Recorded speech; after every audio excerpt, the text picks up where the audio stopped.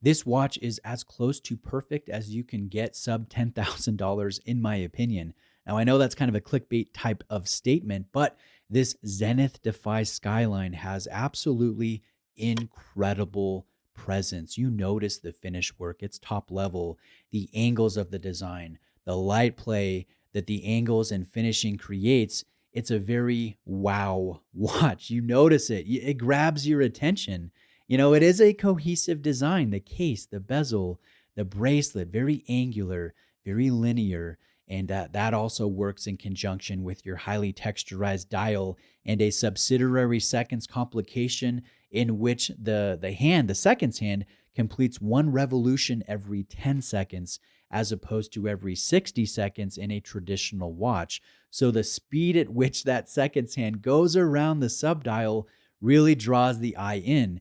Is it functional? Is it practical? I don't know, not really, but it is very cool. It is very unique. And I am attracted to those off the beaten path type designs that have a high level of execution and finish work and just engineering that goes in to the technology and whatnot. So I'm a big fan of the Zenith Defy Skyline. And I've been a big fan of the prior generation, which was discontinued. I owned the titanium version with the open work dial, and that one was one of the more satisfying watches that I've ever purchased.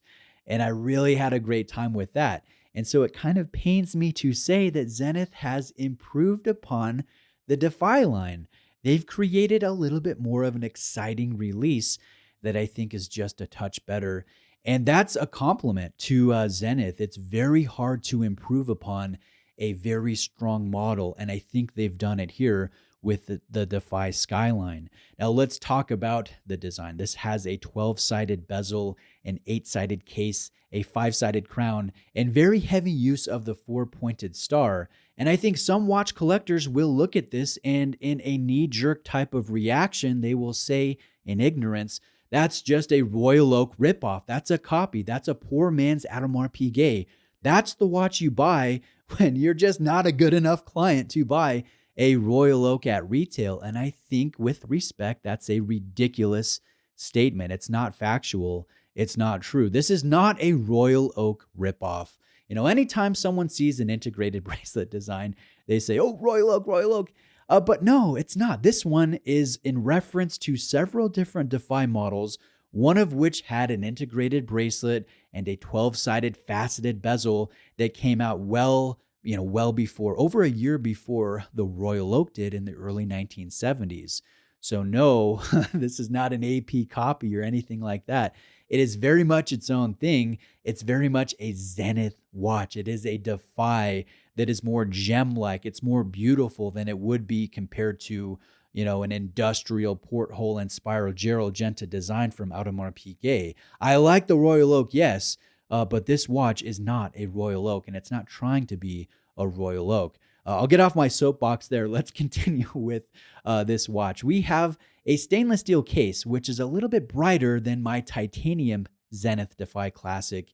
And I think the brighter nature adds to the visuals here. It adds to how dynamic this looks. And I like the added weight. It helps you feel like you're getting your money's worth because this watch retails at $8,400, which is a pretty hefty sum of money. I know a lot of first-time collectors would probably want to put that money into a Rolex, maybe a Submariner No Date. But this watch, the finishing, the details, the complication, oh man, it's so good. It's absolutely worthy of its very high retail price. Now, continuing, we have an in-house movement called the El Primero 3620. This beats 36,000 times every hour. So it's a traditional high beat with 26 joules, 228 separate components, and the movement will have 60 hours of power reserve. There is also an anodized silicon escape wheel with the 5-pointed star in form, making up that escape wheel. And in some lights, it looks blue. In other lights, it looks purple. It is very sharp to see. Now, we also have use of the 5-pointed star in the rotor design. There is brushwork and matte finishing and one blued screw. All of the other screws are high polish, but there is one heat-treated screw, which is kind of a fun little Easter egg there. Now, other items of note, this has pretty decent loom, even on the subsidiary seconds, which spins around that subdial once every 10 seconds. So I like the decent loom here. And I really like the fact that this is a logo only signature. There is no silly model name or water resistance designation or automatic designation or high beat. There's nothing besides Zenith and Swiss made. And I think that's very strong. Now we have a sapphire crystal with inner anti-reflective treatment. It is flat when it comes to the shape, which I think works well with the integrated angular design. And I have to mention that Zenith has included a quick release system for taking off this beautiful bracelet, this very solid H-link bracelet, and putting on an included rubber strap, which really helps the overall look. It ties in with the color of the dial, but it also ties in with the texture of the dial because we have a repeated use of the 4-pointed star in the center portion, the raised portion.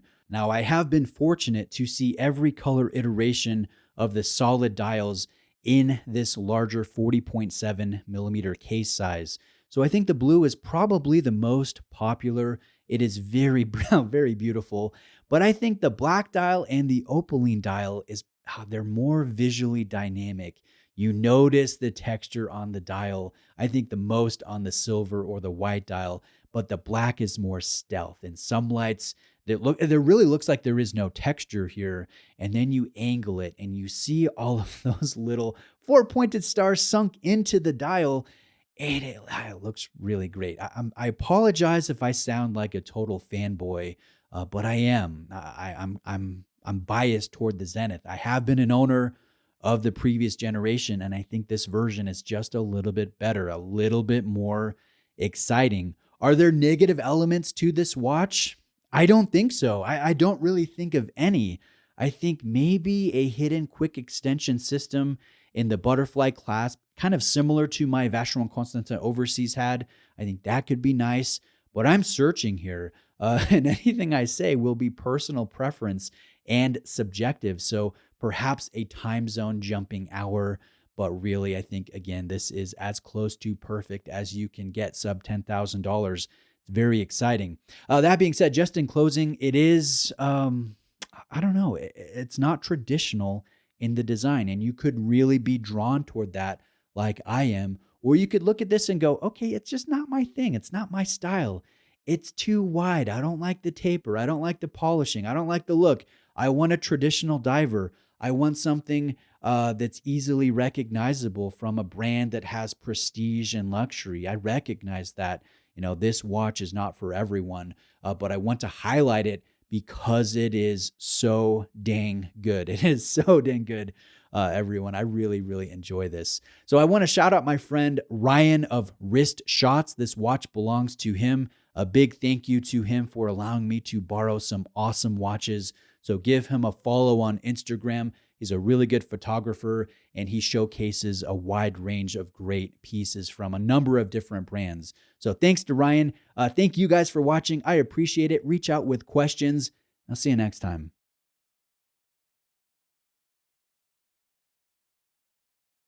It's time for a giveaway. On the desk in front of the camera is no Zenith. I mean, it would be awesome one day to be giving away $8,000 watches. But no, I have a $725 full retail D1 Milano that will be the subject of this month's Patreon-only giveaway. If you're a Patreon member, you have access to these giveaways every month, and you also have access to my private Discord server, of which I'm having a great time interacting with you fellow watch nerds there on the group. So I have all of your names. If you've been a supporter anytime during the month of January, I've taken your name and placed it in wheelofnames.com. Let's go ahead and do the spin and see who takes home this very hefty open work dial from D1 Milano.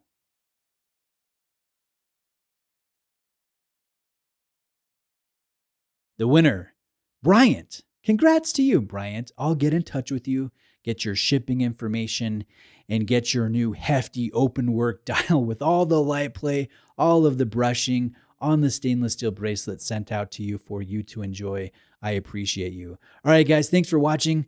I'll see you next time.